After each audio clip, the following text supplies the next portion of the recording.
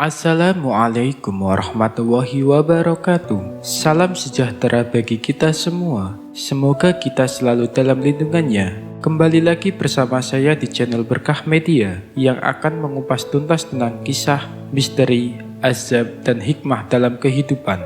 Kali ini kita akan membahas tentang memahami hadis tidur orang yang puasa bernilai ibadah. Pada kesempatan ini, kita akan menjelaskan kedudukan hadis tidur orang yang berpuasa bernilai ibadah dan pengertiannya. Imam Jalaluddin As-Suyuti dalam kitab Al-Jami' Al-Kabir menyebutkan bahwa hadis tersebut diriwayatkan oleh Imam Al-Baihaqi, Ad-Dailami, dan Ibnu Najjar. Hadis tersebut diriwayatkan dari sahabat Abdullah bin Abi Awfa Al-Aslami radhiyallahu an. Imam Al-Baihaqi mengatakan, di dalam riwayatnya terdapat perawi bernama Ma'ruf bin Hasan yang statusnya dhaif dan perawi bernama Sulaiman bin Amr An-Nakhai yang lebih dhaif dari Ma'ruf. Adapun bunyi hadis itu sebagai berikut. An Abdillah bin Abdi Awfa qala Rasulullah sallallahu alaihi wasallam, naumus shaimun ibadatun wasamtuhu tasbihun wa amaluhu mudha'afun wa du'auhu mustajabun wa dambuhu mughafarun. Artinya, dari sahabat Abdullah bin Abi Awfa radhiyallahu an, ia berkata, Rasulullah sallallahu alaihi wasallam bersabda, tidur orang yang berpuasa adalah ibadah, diamnya tasbih, amalnya berlipat ganda, doanya diterima, dan dosanya diampuni. Hadis riwayat Baihaqi. Hadis ini tidak dipahami secara harfiah begitu saja. Syekh Abdul Rauf Al-Munawi dalam kitab Faidul Qadir menjelaskan hadis ini secara singkat. Tidur orang yang berpuasa bernilai ibadah, diamnya seperti kedudukan tasbih, amalnya berlipat ganda karena sebuah kebaikan dilipat gandakan 10 kali lipat, doanya diterima dan dosa kecilnya diampuni selagi orang yang berpuasa menjauh dosa besar. Lalu, bagaimana kita memahami tidur orang yang berpuasa bernilai ibadah? Kita harus memahami bahwa puasa adalah ibadah istimewa.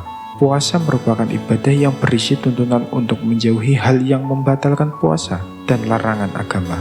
Puasa berbeda dengan ibadah lain, yaitu sholat, zakat, atau haji.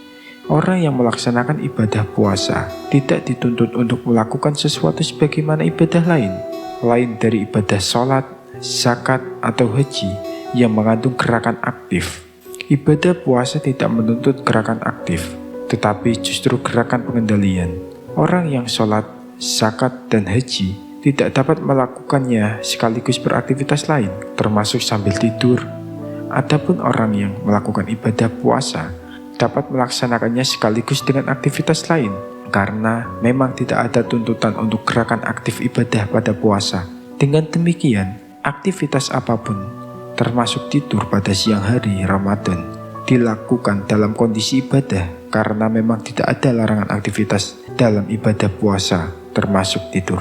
Dari sini, kita dapat menemukan perbedaan cukup mencolok antara ibadah puasa dan ibadah lain, yaitu sholat, zakat, dan haji. Dengan ini pula, kita dapat memahami bahwa ibadah puasa memiliki karakter yang berbeda dari jenis ibadah lainnya. Keistimewaan ibadah puasa ini memungkinkan kita untuk tetap beraktivitas seperti pada bulan lainnya.